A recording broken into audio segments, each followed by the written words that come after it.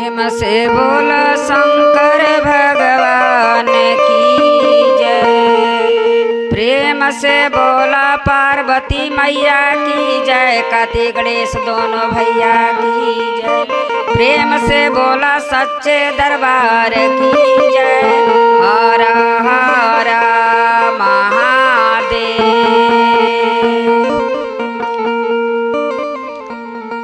देखिए गुरु बहना लोग, एक राजा रानी बाटे लोग।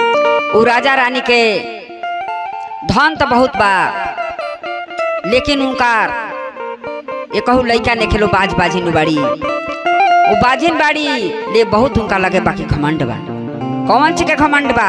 उनका धन के घमंड बा, रुपया पैसा के घमंड बा। ते गुरु बहना लोग, रुपया पैसा हमनी के धन जन हमारे संगे ना जाई। हमनी के गुरु जी के